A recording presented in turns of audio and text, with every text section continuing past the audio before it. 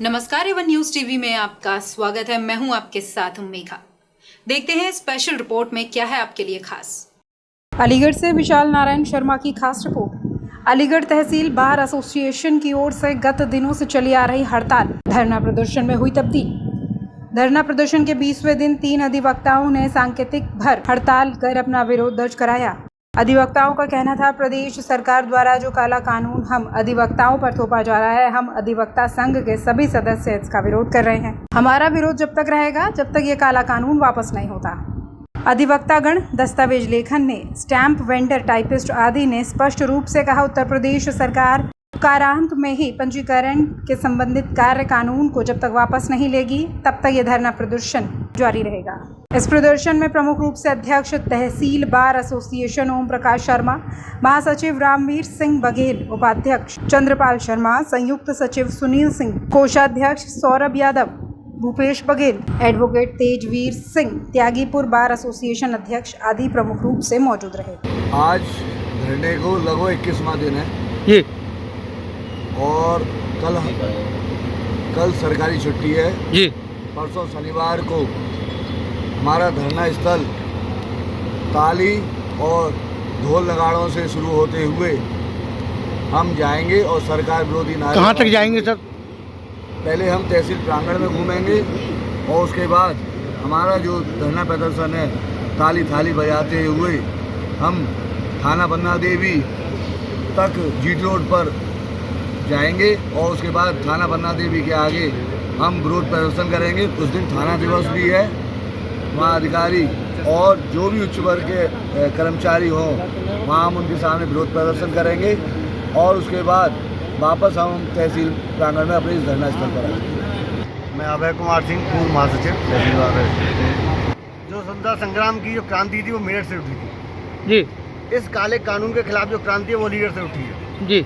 और हमारी लड़ाई तब तक जारी रहेगी तब तक काला कानून वापस नहीं हो जाता, चाहे हमें किसी हद तक जाना पड़े, क्योंकि ये हमारी रोजी रोटी के ऊपर आ चुकी है। जो हमारे जूनियर आ रहे हैं उनके लिए तो बहुत समस्या का सामना होगा। इससे स्टाम्प वेंडर, कातिब, मुंशी, पिटीशन राइटर सब बेरोजगार हो जाएंगे। सरकार हमको रोजगार नहीं देती है तो सरकार को हमारा रोजगार लेने का भी अधिकार नहीं है।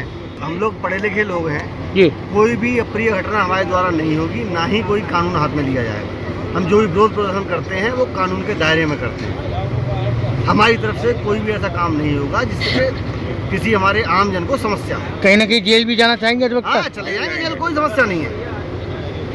अब अपनी रोजी रोटी बचाने के लिए जेल भी जाना पड़े तो कोई दिक्कत नहीं है, हमें जेल जाने तैयार। लेकिन वो रास्ता आपका संवैधानिक होगा जी। मुहर्रम की छुट्टी होने के कारण कल हम धरना स्थल पर नहीं रहेंगे क्योंकि राष्ट्रीय कार्यालय भी नहीं खुलेगा। शनिवार को सुबह 10 बजे से पुनः धरना शुरू हो जाएगा और परसों आज 3 लोग भूख हड़ताल पर बैठे हैं। श्री रमेश कुमार सिंह जी पूर्व अध्यक्ष, श्री अभय कुमार सिंह जी पूर्व महासचिव, पवन शर्मा एडवोकेट जी। और परसों जो भूख हड़ताल करेंगे उसमें वरिष्ठ अधिवक्ता आनंद विवेक जी, पूर्व महासचिव राजकुमार शर्मा और राजू भैया और हमारे पूर्व कोषाध्यक्ष व जॉइंट सेक्रेटरी सुनील कुमार परिहार जी। ये 3 लोग भूख हड़ताल पर रहेंगे और भी बढ़ सकते हैं, वो आगे नाम आई जाएंगे। और उसके बाद हम लोग यहाँ से ताली, ये लोग यहाँ धरना देंगे, भूख हड़ताल रहेंगे। डीएम साहब ने कोशिश की थी कि कोई सरकारी पैनामा हम करा लें। हमने डीएम साहब को चैलेंज दिया है, अगर हिम्मत है तो करा के दिखाइए। हम लोग आपसे बैठने के लिए तैयार हैं, जेल जाने के लिए तैयार हैं, लेकिन पैनामा एक भी नहीं होने देंगे डीएम साहब।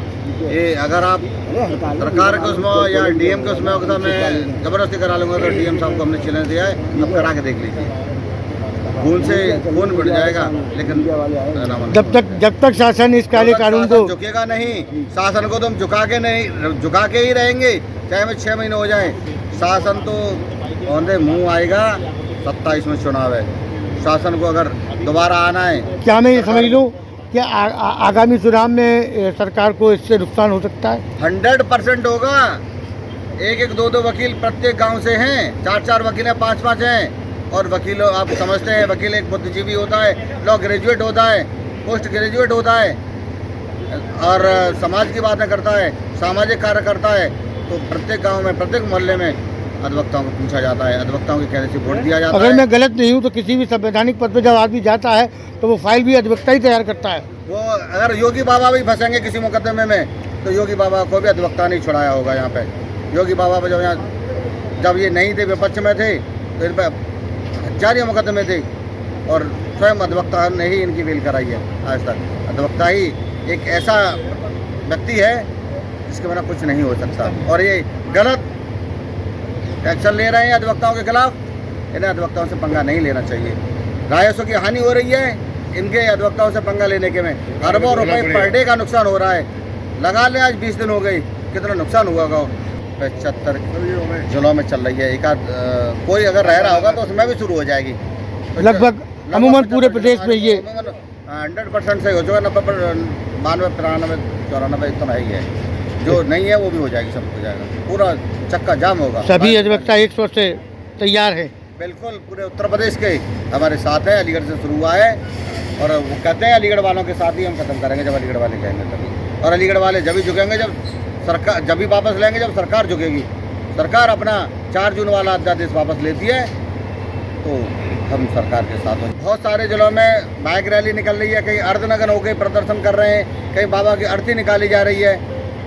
अभी हम शनिवार को थाली वाली का प्रोग्राम है, सोमवार को अगर नहीं मानते तो हम बाबा की अर्थी भी निकालेंगे और पुतला दहन भी करेंगे, 13वीं भी करेंगे। और उसके बाद 13वीं का जो संस्कार होता है वो दिन चुन करके कौन सा दिन सुबह भंडारा और जो भी होता है वो करेंगे। मेरा नाम पवन शर्मा एडवोकेट है। अभी तो जो भूख हड़ताल पर है, आगे जो हम आगे अपना इसे और आगे बढ़ाना चाहते हैं, हम सड़कों पर भी उतरेंगे।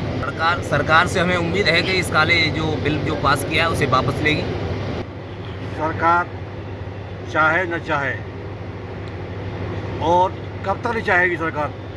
2 दिन 4 दिन तक, हमें 20 दिन हो गई, चाहे हमें 2 महीने और हो जाएं, हम यहाँ से हटने वाले नहीं हैं। और अभी आज हमने केवल 1 दिन की भूख हड़ताल की है जी, और अगले और संघर्ष को हम तेजी करते हुए चाहे कुछ भी कर, रोड जाम करेंगे, चाहे रेल रोकेंगे, लेकिन हम इसको काला कानून को वापस करवा के रहेंगे। एडीएम साहब आए, तहसीलदार साहब आए, एआईजी साहब आए, एडीएम महोदय आई।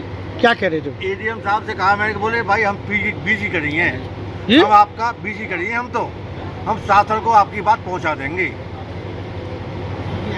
लेकिन हम इसमें कोई तब्दीली नहीं कर सकते।